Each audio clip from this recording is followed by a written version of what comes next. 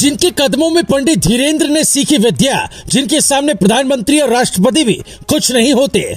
जैसे राम भक्त हनुमान, वैसे ही हनुमान भक्त है जगत गुरु रामभद्राचार्य। वो कहानी जो सोच को पलट देगी। नई आंखों में रोशनी पर याद है गीता रामायण। विज्ञान हो या चमत्कार, हर कोई एक संत के सामने हारा।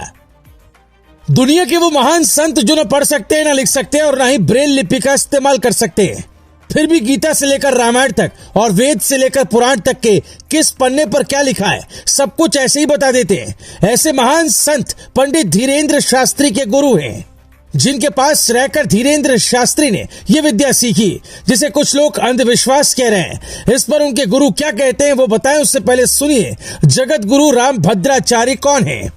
यूपी के जौनपुर में जन्मे गिरिधर मिश्रा की आंखों की रोशनी 2 महीने में ही चली गई। डॉक्टर्स इलाज कर हार गए, कहने लगे ये बच्चा नहीं पढ़ेगा, ब्रेल लिपि से पढ़ाए तो कुछ कर सकता है। लेकिन कहते हैं ईश्वर की जो इच्छा होती है वही होता है।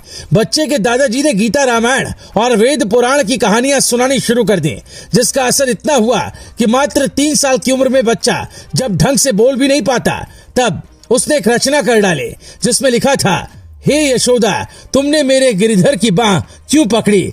उसी उम्र से घर वाले समझ गए थे कि ये कोई साधारण बालक नहीं है। जैसे जैसे गिरिधर बड़े हुए, सुनकर ही सब कुछ याद रखने लगे। 22 भाषाओं की जानकारी हासिल कर ली, जबकि हम आप ढंग से अंग्रेजी या कोई विदेशी भाषा भी नहीं सीख पाते। इन्होंने बोल बोल कर ही 80 रचनाएं कर डाली हैं, जिन्हें लिखता कोई और है। जो लोग तुलसीदास के रामचरितमानस पर सवाल उठाते हैं, रामचरितमानस को नफरती बताते हैं और बैन करने की बात करते हैं, वो जगत गुरु रामभद्राचार्य के एक भी सवालों का शायद जवाब न दे पाए, क्योंकि इस युग में तुलसीदास की रचनाओं का इनसे बड़ा विशेषज्ञ कोई और नहीं। साल 2015 में इन्हें ऐसी ही शक्ति के लिए पद्मश्री तक से सम्मानित किया गया। लेकिन संत को पुरस्कार से क्या लेना देना, इन्हें तो बस भगवत भक्ति प्यारी होती है। जैसे धीरेन्द्र शास्त्री किसी चमत्कार का दावा नहीं करते, कहते हैं ये सब हनुमान जी की कृपा से हो रहा है, खुद को हनुमान जी का भक्त सच्चा भक्त बताते हैं। वैसे ही उनके गुरु रामभद्राचार्य भी हनुमान जी के परम भक्त हैं।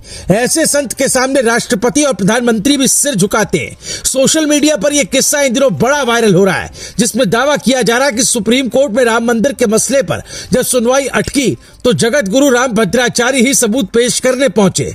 उन्होंने ऋग्वेद की जैमिनीय संहिता से ऐसे ऐसे प्रमाण पेश किए कि जज साहब भी कहने लगे, असल ईश्वरीय चमत्कार तो यही है जो व्यक्ति ने आंखों से देख सकता है, जिन्होंने सब कुछ सुनकर याद किया है, खुद कभी ब्रेल लिपि से लेकर किसी भी तरह की तकनीक का सहारा नहीं लिया। उनकी बताई एक एक बातें हमें सही मिली हैं।